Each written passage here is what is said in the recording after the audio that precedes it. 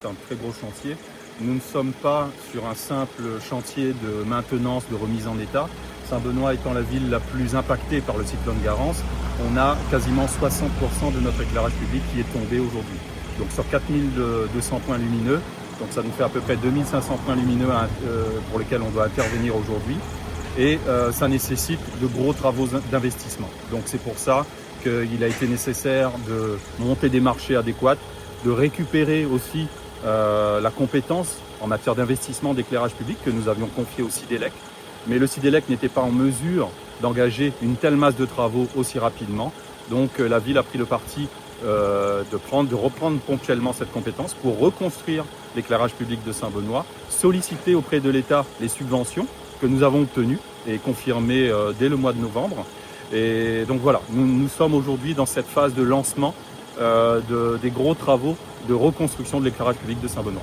Depuis Garance, il y a combien de quartiers de Saint-Benoît qui sont encore dans le fait noir?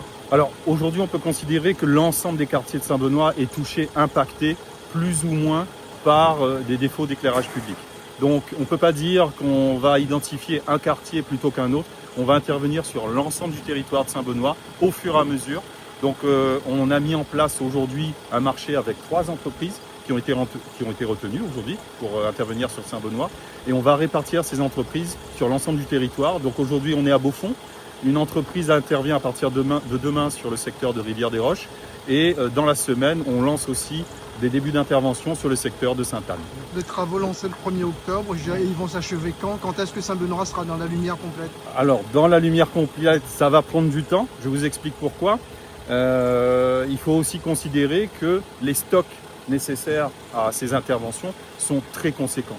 Donc les entreprises au niveau local n'ont pas la totalité du matériel pour intervenir d'emblée et très rapidement sur tout le territoire.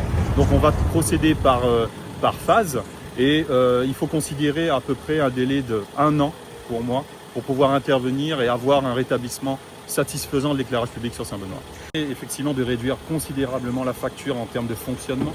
C'est un équipement qui nous coûte un petit peu plus cher qu'un éclairage sodium classique, mais sur le long terme, on voit vraiment la différence avec des économies en termes de fonctionnement.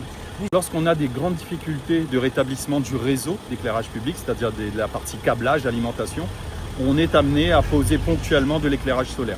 Ce n'est pas l'investissement principal de Saint-Benoît, mais on peut être amené à utiliser du solaire.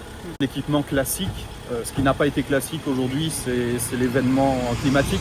C'est Garance avec des vents exceptionnels qui ont plié certains mâts d'éclairage public qui normalement tiennent aux vents cycloniques. Donc aujourd'hui, on reconstruit avec du matériel qui existe sur le marché. On n'est pas sur du matériel spécifique ultra résistant, mais on fait de notre mieux pour que l'éclairage soit rétabli pour l'ensemble de la population dans les meilleurs délais.